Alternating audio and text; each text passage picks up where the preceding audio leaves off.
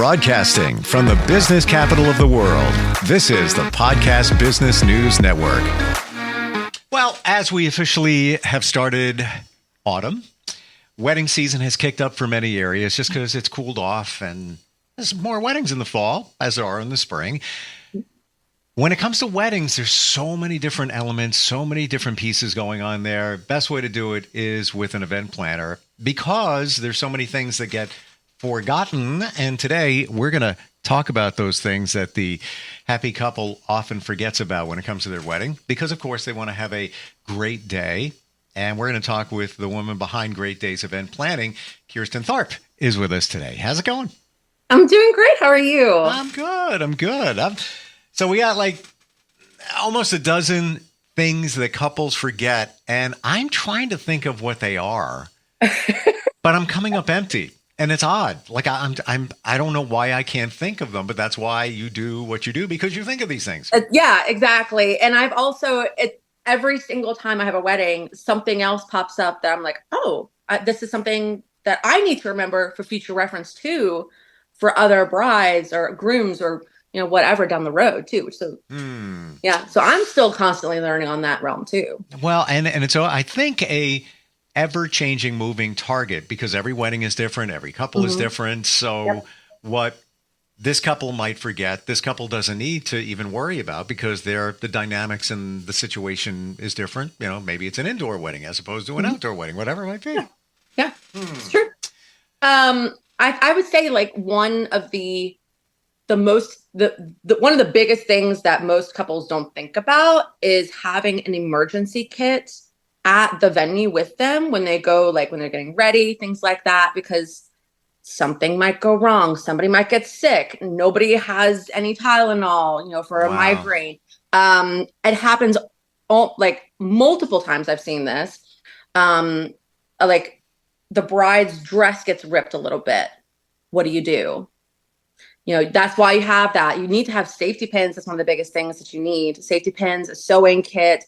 A Tide to Go pen happens all the time, and you spill something on yourself. Wow.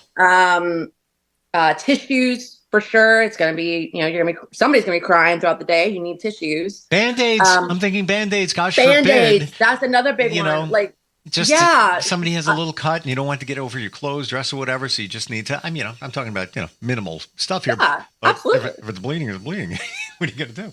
Yeah, you don't want blood all over your dress. Right. Wow. That's a great idea. Yeah. Bring deodorant, bring perfume or cologne, bring foot powder if it's hot, like, and you're wearing heels or shoes, like your feet are going to get sweaty, like stuff like that. Like you need to think about that kind of stuff. And there are lots of lists all over the internet. Like just grab one and be like, all right, I'm going to run to Dollar Tree and spend $50. On the little trial sizes, we keep this stuff, most of us, in our trunk for emergencies. You got the jumper cables, you have the first aid kit, maybe you have some water, a blanket, whatever. Why not for your wedding? Okay, you're investing so much. This is a great idea. Yeah, 100%. And I've seen people forget their phone chargers. Like you need your phone charger. You're going to be taking pictures all day. Like don't forget your phone charger. Yeah, 100%. Yeah. I'm thinking about this. I have a Droid, so I have my charger. But, when it comes to, an iPhone, I don't have one. I think I'm just going to buy a charger anyway and leave it in my car so I can be Superman. When somebody says, "Oh, anybody have a charger?" Get it right here. Honestly, I have a backpack filled with stuff for an emergency kit for planners. Like when you're decorating, setting up, like zip ties and scissors and tape and stuff like that. And I have a phone charger for an iPhone and an Android. Cause you never know. Yeah. This is great. This is, here I am. I like to think I'm pretty much plugged in. Here I'm sitting there. I can't think of one. I just couldn't think of one. And that one's so obvious, but that's usually those are the ones that we forget about. Right. The most obvious ones you're like, oh yeah. Oh, I didn't think to do that. Yeah. And one that, I just got booked for a bride for next September, and we were talking with the venue owner that she just booked, and the venue owner said, make sure when you do the catering numbers make sure you add the amount of people, the amount of staff for your vendors on the food count. So like, for example, you're going to have 10 vendors, if you're a photographer, planner, florist, hair and makeup artist, people like that, videographer, people like that, you need to include them in, with your food when you give all that to your caterer. Because they need to eat too. Wow. This is the stuff we don't think of. Exactly. Yeah. She was like, oh my gosh, I didn't think to do that. But obviously, like, duh, they have to eat too. Like, they'll do a better job if they're fed. Yeah. Yeah. Yeah. That's definitely a big one that most couples don't even think about. Another one would be gifts. So obviously, like, it's very common to give, your bridal party a gift. But a lot of people don't think like, oh yeah, I should probably give my parents a gift, and each other. Like this is like once in a lifetime moment. And so you want to gift those who are closest to you, which would be those in your bridal party and also your parents. And obviously each other. Like, I've had brides give, my personal favorite is when a bride gives her groom a boudoir photography shoot. Yeah, like photos of that. Like that's my personal favorite. What I did and I'm a little biased on this. What I did for my husband was I got a little empty notebook, and it said on the front, "The reasons I love you." And throughout the entire time we were engaged, and we were engaged for a year and a half, I would fill it out, like just randomly. I would just think of something. And so I had the whole booklet filled out. And so the day of the wedding, I had my flower girl go up and give that to him. So he got to. Oh, that's awesome. And it's still by his bedside table. Wow. Stuff like that. Like it needs to be something personable, and from the heart. Oh my gosh, I recently had a groom give his bride a new iPhone. And I'm like, why? This is not Christmas. Like, do something. Come on.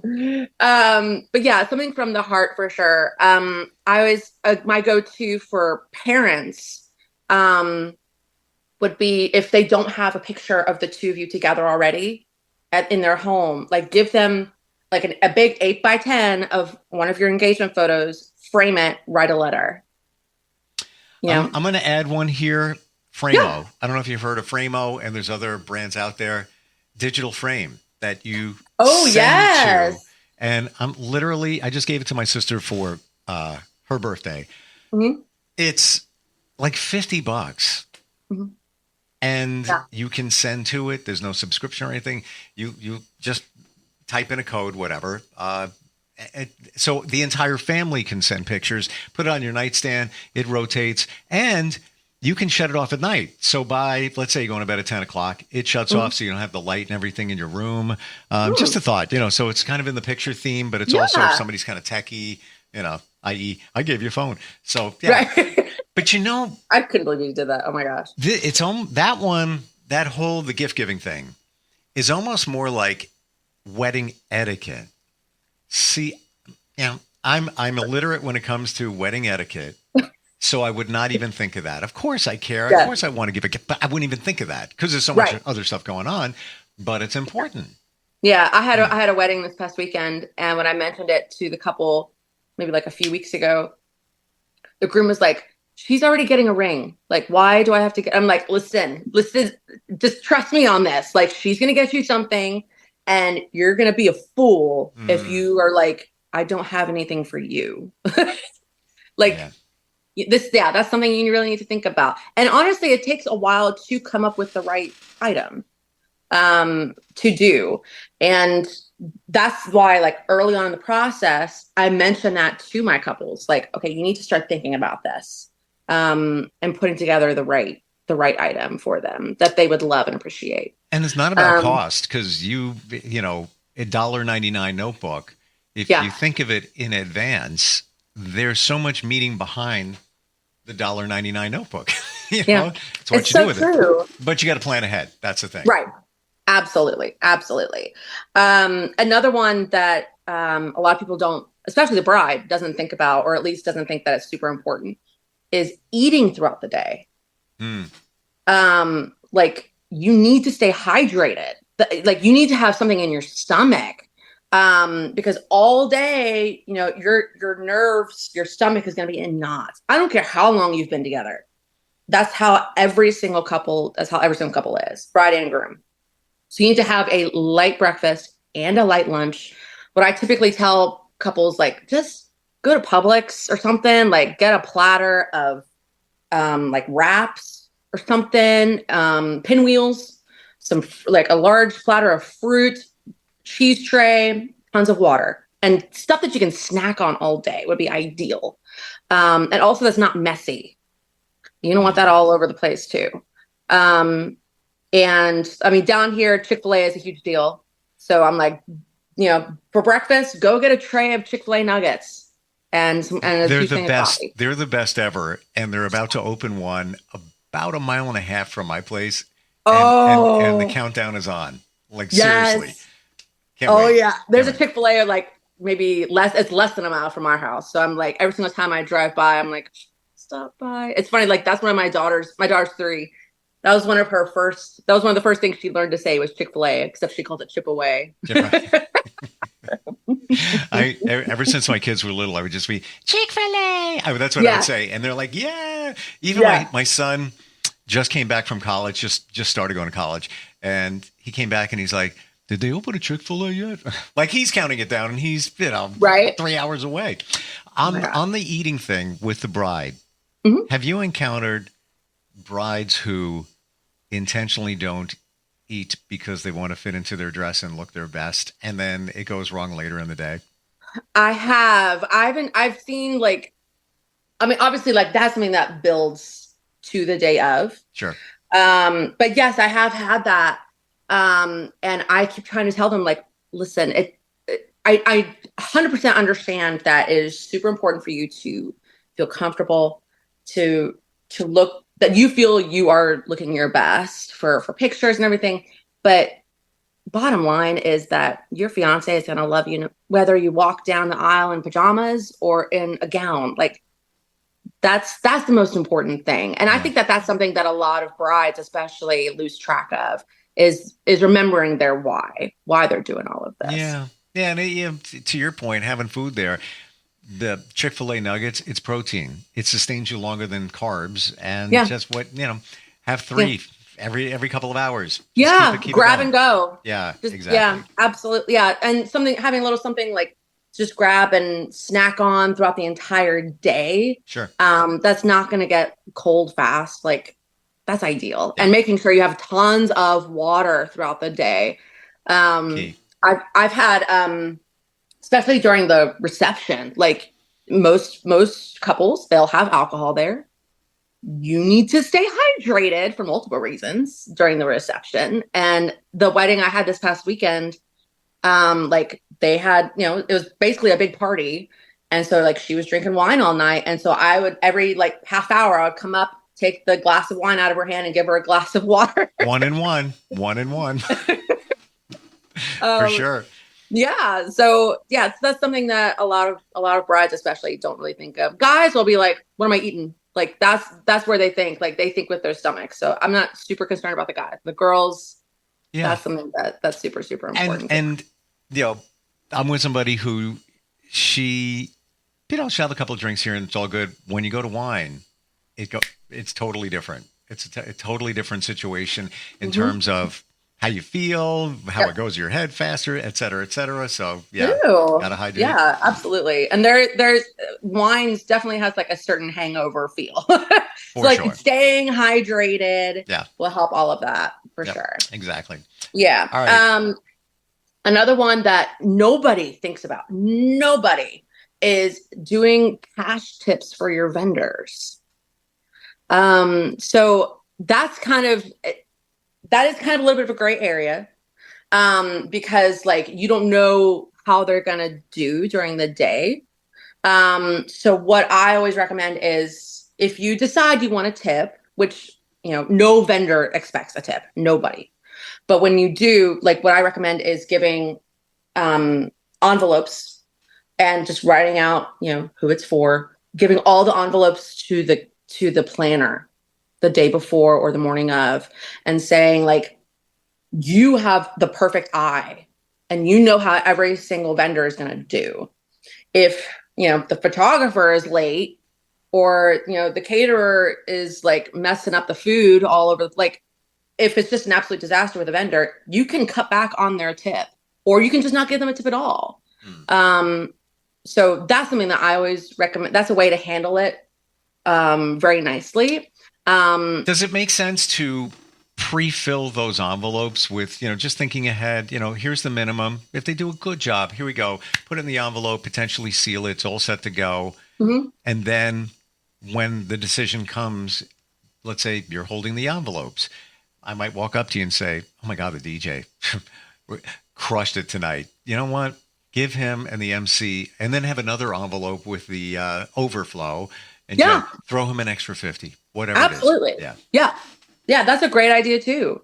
But that's just definitely something to think about because all of these vendors have put in hours of prep, hours.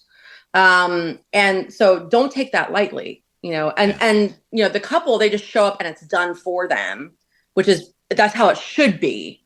And it should be absolutely seamless. And all these vendors should be like ninjas, frankly. But that means that they've done a really good job. And that means that they should be tipped for it, I mean, we tip I understand, like, we tip our waiters. I was a waitress for a while. Like, you tip your waiters when they do an excellent job based on, how well of a job they did. Like, if they did an okay job, then give them a little bit. But like, if they did an excellent job, you're going to tip them more. Sure. Do the same. My friend's a wedding MC, has been for, I couldn't even tell you, like 25 years, and he's still doing it. Probably even more. Actually, no, I take that back. It's more because I met him like 20 something years ago, and I met him at a wedding showcase because I was working there too. And he actually depends on the tips. That's part of, in his mind, his pay, but he always does a great job and he always gets tipped. He's very professional and fun and all of that. So yeah, absolutely. And there are some caterers who include gratuity in their cost. At which point, like, don't bother tipping them like a lot. If you feel like, they did a pretty good job, like, I'm not going to bother adding to that. But if you think that if the food was like top notch, their service could not have been any better, maybe add a little bit more to that. Yep. Yeah, gotcha. For sure. I had a wedding about a month ago now. The mom, maybe I told you about this, I can't remember. It was a month out. The mom called me in a panic, crying because her daughter couldn't make a decision to save her life. And she was maybe 30% done planning the wedding a month out. So she called me crying. I was like, can you please help me? Please tell me you're available. I was available. And no one would know that it was planned within a month. No one. So like, at the end of the night, she gave me a humongous tip because you saved their lives. I saved their lives. I mean, like, seriously. And look at how much less stress existed because of you kicking it into overdrive at the, 100%. In the fourth quarter. So wow. Yeah. So that's something to definitely think about. Well, testament to your skills, because there you had, less than 30 days and you know what to do, know what to get done. And that you also had to meet with them to figure out what their visions are. So. Right. And I do that with every single client. But most clients, I have at least 6 months to put something together. Sure. I have couples that I've had for a year and a half. So that's tons of cushion, which is great. But when you have a month, everything gets put on hold. Everything. Yeah. I've had to apologize to brides. I'm so sorry. I know that I need to be working. I know I need to be meeting with you, but this is top priority. I'm sorry. I have 3 weeks to put this together. And now I'm thinking of vendors that might not be available. So, you go to your go-to for flowers. Yeah, I'm sorry, we can't accommodate that day. On to the next one, and all of that, which just racks up time in getting it done, and getting it planned. Wow. Yep. Couple 100%. Of minutes left. Things that. Oh my gosh, I talk so much. The couples forget. I would say just knock out a few more very quickly. I would say definitely keep the rings, the marriage license, and your vows all together in a very safe place. I had a groom forget his vows once. And every single time after rehearsal, I'm like, where are the rings? Where's the marriage license? Like, those are the two everything else is gravy. Like, I don't care if you forget your shoes. Like, those are the two most important things, are your rings and your marriage license. Vows, you might be able to get away with, but like you'll have an unhappy spouse. Yeah. Definitely the bustle for the dress. You need when you probably don't know this because you're a guy. I was just going to say, out of my wheelhouse. This doesn't make, I don't know what that is. I've heard the word before. Yeah. But So there's a way to the train. There's a way to like clip it onto the back of the Train, dress. Drops of Jupiter. Love that song. Just heard it the other my day. God, that is a great song, actually. I was at a concert and a country artist did covers, and that was one of them. But anyway, I digress. But yeah, okay. Yeah, so I got the train. Yes, yeah. You hook it up, but they're like different types of little hooks. Like there could be like 5 or 6 of them, and they're all over the place, and you can't see them. So when you get your dress fitting, take a picture, make a note of how many there are, things like that. Another thing, along with the fitting, take your shoes and your jewelry with you because it might not work with your jewelry. A lot of girls don't think about like, oh, I should probably take my earrings and my necklace with me just to make sure it works. Because if it doesn't, day of, what do I do? And I usually tell most brides, like, don't wear a bracelet because it might get caught on your dress. And I've seen that happen before, and I'm like, nope, never. Nope, don't do it. Don't wear a bracelet. And the last one that I would say that a lot of people don't really think about is the room that you're staying in, the suite. Whether you're over there overnight, just the day of, whatever, you need to designate somebody, ideally the bridal party, to clean the room out for you, pack everything up, put everything in the car for you. I typically tell the bridal party at the rehearsal, like, this is one of your responsibilities day of, is when during the reception, during dancing, take half hour, clean out the room, put everything in the car for them. So that way they can just go. But you have to designate that person and the responsibility. That's, it's got to, okay, so whoever it is, your sister, whatever. Okay, can you help me out with that and do it, but specific, because it's a party. So it might get a little lost. Oh, yeah, I'll do that. No, let's say it goes till 10. At 9:30 or 9:15, you're supposed to do that. That's the plan. 100%. And that is also part of my job too. Like if I go into the the suite and I see there's stuff still strewn all over the place and it's 9:00 and send off is at 10:30, I'm going to go straight to the maid of honor and be like, you guys need to take care of this right now and gather everybody, go. Because that's a huge weight off of their shoulders too. And that's something they don't think about. And, they don't want to be like, oh my gosh, it's send off time. I still have to clean up the room. No, you're the star. Exactly. The couple's the star. I don't know how you do what you do. Keeping tabs of every little nuance, these little things that need to bracelet. Don't wear a bracelet. Could get caught in your. Who would ever think of that? You. Yeah. That's what you do. Yeah, it's true. But it comes with experience, and it comes with your mindset. You're programmed. Really you're programmed that way. Yeah, for sure. It's funny. I was talking to my mom about this the other day. How like the perfect analogy is putting a puzzle together, and the whole planning process is like turning the pieces over, and then day of, you're putting that whole puzzle together. Yeah. No, I see that clear. It's like you've established what the pieces are, and the pieces are ready to go into the puzzle. Yeah. But the puzzle's not together until the day of, and during the day, got another piece, going to put that one in there. Yeah, exactly. First dance, going to put that in there. Another piece here. Wow. So you help people in and around the Fayetteville, Georgia area, right? Yes. Okay. Yeah, I try to say I'm about 20 miles south from the Atlanta airport, and I try to stay like within an hour radius of Fayetteville. So Fayette, Coweta County, Spalding County, Meriwether, Pike, like the southern part of Atlanta. Yeah, that's where I typically stay, but I am willing to travel for sure. Gotcha. And I don't know if this can or is ever done, but consult with somebody virtually that's not even near you. Just for these, let's say this resonates with somebody and they say, you know what, I like her. Would you be able to do something like that? Absolutely. Yeah. I'm here to help anybody in any way that I can. I know that the process can be super stressful and overwhelming and frustrating sometimes. And like we just talked about, there's so many things that you don't think about because you've never done this before.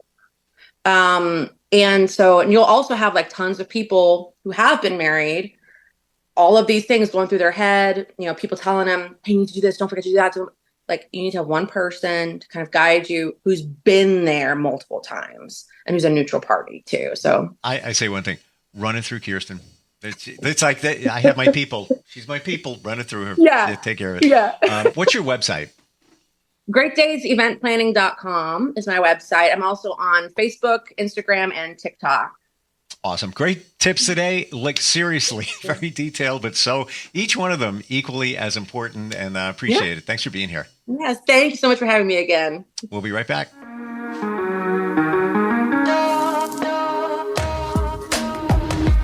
Broadcasting from the business capital of the world, this is the Podcast Business News Network.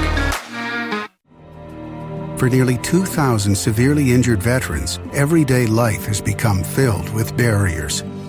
Day-to-day simple tasks can become pretty daunting. I have to carry my chair up 2 flights of steps or have somebody do it for me. What scares me the most is just the falling.